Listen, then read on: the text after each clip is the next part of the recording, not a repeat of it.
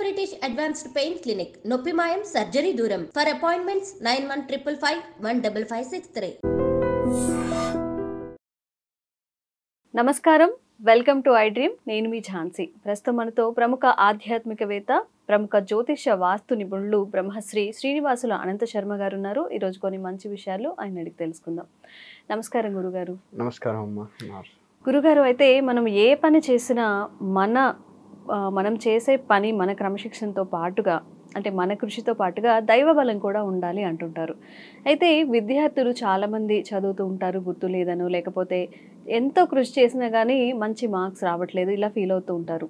మరి మంచిగా మనం లైఫ్లో డెవలప్ అవ్వాలన్నా, మంచిగా సెటిల్ అవ్వాలన్నా కానీ సరస్వతి అమ్మవారిని ఎలా పూజిస్తే మంచిది, ఎలాంటి విధి విధానాలు పాటించాల్సి ఉంటుంది? ముఖ్యంగా మనకు కావాల్సింది ఏంటంటే చదువు.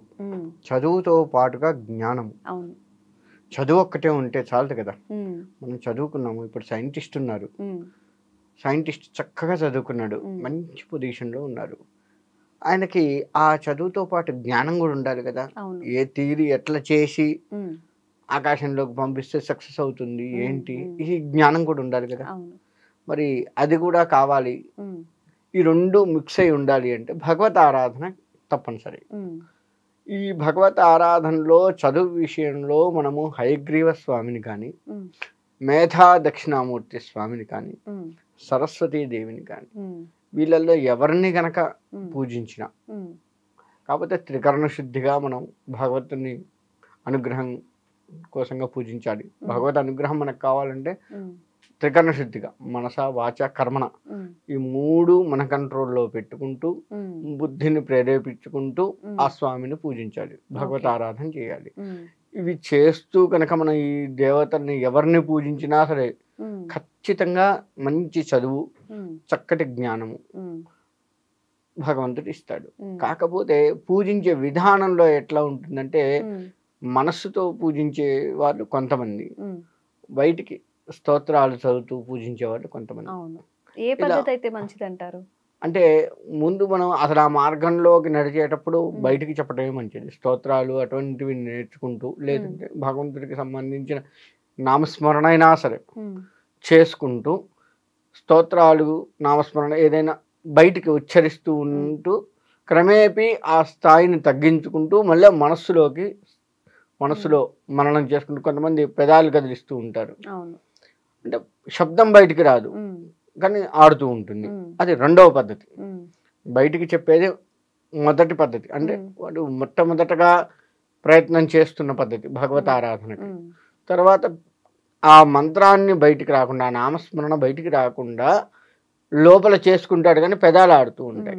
పెదాలు ఆడిస్తున్నట్టు తనేదో జపం చేసుకుంటున్నాడో, భగవత్ నామాన్ని చెప్పుకుంటున్నాడో అనేది మనకు అర్థం అవుతుంటుంది. తర్వాత కొంతమంది ఇంకా అసలు ఆ పెదాలు కూడా ఆడించరు. అది మూడో పద్ధతి, అది మెయిన్ అన్నమాట. ఇంకా అదే ముఖ్యం. మౌనంగా ధ్యానం చేసుకుంటున్న స్థాయికి వెళ్తాము. లోపల మొత్తం కూడా మననం అవుతూ ఉంటుంది. భగవత్ నామస్మరణ కానీ, ఆ యొక్క దీక్షగా చేస్తున్నటువంటి జపము కానీ, ఏదైనా సరే లోపల నడుస్తూ ఉంటుంది. కానీ అతడు చూస్తే మాత్రం ఎక్కడా కూడా చెలించకుండా కళ్ళు మూసుకొని త్రికరణ శుద్ధిగా ఈ భృగుటి స్థానంలో ఆ భగవంతుని ధ్యానం చేసుకుంటూ, ఆ భగవంతుని చూస్తూ ఆ యొక్క ధ్యానంలో నిమగ్నమై ఉంటాడు.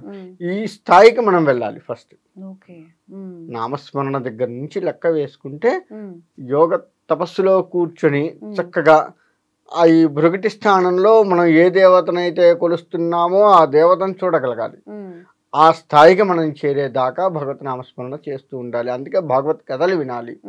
భగవత్ కథలు అంటే రామాయణము, మహాభారతము, భగవద్గీత, ఇటువంటి స్వామివారికి భగవంతుడు ఏది చెప్పాడు ఏమిటి, ఇటువంటి భగవత్ లీలలు వింటూ ఉంటే, అందుకే మనకేమవుతుంది అంటే ఈ పిల్లలకు దగ్గర చేయటానికి రాముడిది కానీ, హనుమంతుడిది, ముఖ్యంగా హనుమంతుడి విషయానికి వచ్చినా, వినాయకుడి విషయానికి వచ్చినా, కృష్ణుడు ఇంకా ఎక్కువగా కార్టూన్స్ ఎక్కువగా వస్తున్నాయి పిల్లలకి. అవి పిల్లల్ని బాగా ఆకట్టుకుంటాయి. తద్వారా ఏంటంటే వాళ్ళకి చిన్నతనం నుంచే భగవంతుడికి సంబంధించినటువంటి ధ్యాస ప్రేరేపింపబడుతుంది. అలా చిన్నతనం నుంచి అలా మనం భగవద్ధ్యానం చేస్తూ ఉన్నట్లయితే ఖచ్చితంగా ఏ భగవంతుడైనా సరే మనల్ని తీర్చిదిద్ది మనం ఏ స్థానంలో ఉండాలో ఆ స్థానంలో ఉంచుతాడు, ముఖ్యంగా చదువునిస్తూ. అందుకే అసలు కొంతమందికి నాలుక తిరగదు, చదువు విషయంలో జ్ఞాపక శక్తి తగ్గిపోతుంది, ఇటువంటి వారికి సరస్వతి లేహ్యం అని మనకు ఆయుర్వేదిక్ షాపుల్లో కూడా దొరుకుతుంది. ఆ సరస్వతి లేహ్యాన్ని రోజు కొంచెం తాగించినట్లయితే, తినిపించినట్లయితే కాస్త పిల్లలకి జ్ఞాపక శక్తి పెరిగే అవకాశం కూడా ఉంటుంది.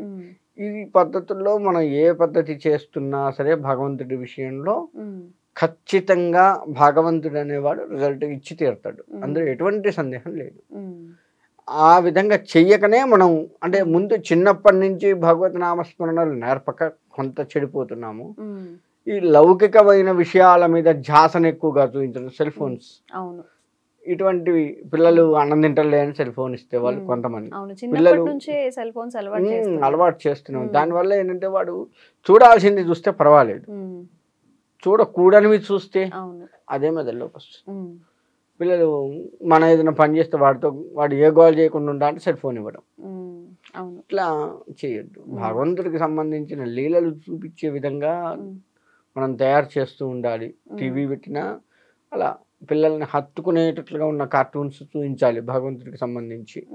అటువంటివి పెట్టి వాడిని భగవంతుడి వైపు డైవర్ట్ చేసి వాడి గోళ్ళని కాసేపు ఆపుకొని మన పని మనం చేసుకోవచ్చు, కానీ మిగతా ఏవి ఇవ్వకూడదు. అంటే మరి సెల్ ఫోన్లో కూడా వస్తాయంటే వాడు ఒకసారి ఇట్లా అనగానే వేరేది వెళ్ళిపోయింది అనుకోండి, అది చూడకుండా. టీవీ అయితే మార్చేది రాదు వాడికి కదా, టీవీ మార్చలేడు. కానీ సెల్ ఫోన్లో పొరపాటున చేయి తగిలినా వేరేది వస్తే దాని మీద అట్రాక్ట్ అయినాడు అనుకోండి, ఇది వదిలిపెట్టి చెడిపోయే అవకాశం. గురుగారు మీరు అన్నట్టుగా స్తోత్రం కానీ పారాయణం కానీ చేసుకుంటూ మనం మౌన స్థితికి రావాలి అని చెప్పారు. మరి అలాంటి స్తోత్రాలు ఏవైనా ఉన్నాయా? ఉన్నాయి. ప్రతి నామము, ఏ నామం అయినా సరే, భగవత్ నామము ఏదైనా సరే, ఏ స్తోత్రం అయినా సరే, ఏకం సత్ బహుధా భవంతి. ఒక దేవుడే అన్ని రూపాల్లో మనకు కొలువై ఉన్నాడు. ఇంతమంది దేవుళ్ళు అంటే ఎందుకంటే అన్ని రూపాల్లో కూడా ఒకే దేవుడు ఉన్నాడు, ఒకే పరమాత్మ అన్ని రూపాల్లో కనపడుతూ ఉంది. కాబట్టి నువ్వు ఏ భగవంతుడికి సంబంధించిన నీకు వచ్చిన ఏ స్తోత్రం కానీ, స్తోత్రాలు నోరు తిరగవు, శ్రీరామ రామ రామ చాలు, దాని నుంచి అయినా సరే మనం వెళ్ళిపోవచ్చు, స్వామివారిలో ఐక్యం కావచ్చు. ఆ విధంగా మననం చేసుకుంటూ యోగ సాధన, తపస్సు, ఇవాళ కూడా సిద్ధులు మనకి చాలా మంది కనపడుతూ ఉన్నారు కదా హిమాలయాల్లో. మరి వాళ్ళందరూ స్తోత్రాలు చేస్తున్నారా? భగవత్ నామస్మరణ చేసుకుంటూ క్రమేపీ ఆ భగవంతుడిని దర్శిస్తూ అలా ఉండిపోయినారు. ఇంకా ఇప్పటికీ మనకు ఆ సిద్ధులు తవ్వకాల్లో హిమాలయాల్లో అటు ఇటు కనపడి వాళ్ళని మీడియా కూడా చాలా వరకు పరిచయాలు చేసినాయి. అంటే వాళ్ళు మాట్లాడరు, కదలని స్థితిలో ఉంటారు. వాళ్ళు అక్కడే ఉన్నాము అని అనుకోరు, తీసుకొచ్చి మనం హైదరాబాద్లో పెట్టినా హిమాలయాల్లో నేను హైదరాబాద్ వచ్చా అనేది కూడా వాళ్ళకి తెలియదు. కాబట్టి అటువంటి ఇంకా జీవించి ఉన్నారు, వందల కాలం నాటి వాళ్ళు, వేల కాలం నాటి వాళ్ళు జీవించి ఉన్నారు అనడానికి కూడా తార్కాణాలు మీడియాల్లో మనకు చాలా వరకు కనపడ్డది. ఈ విధంగా భగవత్ నామస్మరణ చేస్తూ మన చదువుని సాగించవచ్చు, భగవంతుడు ఖచ్చితంగా తోడ్పడతాడు. ధన్యవాదాలు గురుగారు, చాలా మంచి విషయాలు తెలియజేశారు.